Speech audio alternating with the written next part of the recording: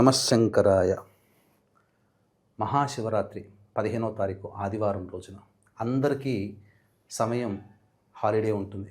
కాబట్టి ఈ రోజున అందరూ పరమేశ్వరుని అర్చించుకోండి, అభిషేకం చేయండి, అనంతమైన పుణ్య ఫలితాన్ని పొందండి. అయితే ఇందులో భాగంగా శివలింగాన్ని ఎలా తయారు చేసుకోవాలి, ఎవరూ తొక్కనటువంటి మట్టిని కానీ లేదా పుట్టమన్ను, పూజా స్టోర్లో దొరుకుతున్న పుట్టమన్ను కానీ తీసుకొని రావడం, తులసి చెట్టు దగ్గర, రావి చెట్టు దగ్గర, మర్రి చెట్టు దగ్గర, మోదుగ చెట్టు దగ్గర, మారేడు చెట్టు దగ్గర, జమ్మి చెట్టు దగ్గర ఉన్నటువంటి మట్టిని తీసుకొని వచ్చి ఆ యొక్క పుట్టమన్నులో కలిపి, ఆ పుట్టమన్నులో 1 గ్రాము పాదరసం, పసుపు, కుంకుమ, అలాగే బెల్లము, ఆవు నెయ్యి, కొద్దిగా ఆవు పెరుగు, జాజికాయ, జాపత్రి, ఇలాచి ఇలాంటివన్నీ కలిపి ఆవు పాలతో శివలింగాన్ని తయారు చేయండి. తేనె కూడా కలపాలి. శివలింగాన్ని తయారు చేసి అప్పుడు ఆ శివలింగం తయారైన తర్వాత ఆ శివలింగానికి చక్కగా ఆవు నేతిని కనుక అద్దితే పూర్తిగా అభిషేకం చేసినా అది కరిగిపోదు.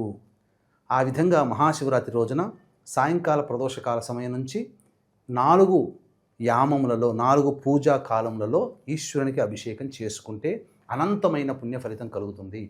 ఈ యొక్క మహాశివరాత్రి పర్వదినం పురస్కరించుకొని మన పీఠమాధ్వర్యంలో కాశీక్షేత్రంలో విశ్వనాథుని మందిర ప్రాంగణ సమీపంలో రుద్రపారాయణము, రుద్రాభిషేకము జరుగుతుంది. సాయంకాలం 15వ తారీఖు సాయంకాలం 6 గంటల లోపల మీ గోత్రనామాదులు నమోదు చేసుకోవచ్చు. ఈశ్వరానుగ్రహం కోసం జరిగేటువంటిది.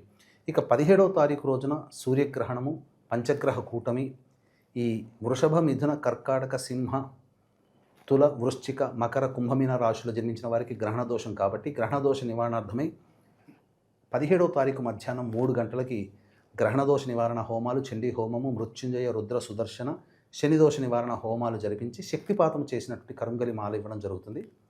ఈ కార్యక్రమంలో నమోదు చేసుకోదలిస్తే 17వ తారీఖు మధ్యాహ్నం 1 గంట లోపల నమోదు చేసుకోవచ్చు. 2 కార్యక్రమాల్లో నమోదు చేసుకోవచ్చు, లేదా ఏదైనా ఒక కార్యక్రమంలో నమోదు చేసుకోవచ్చు.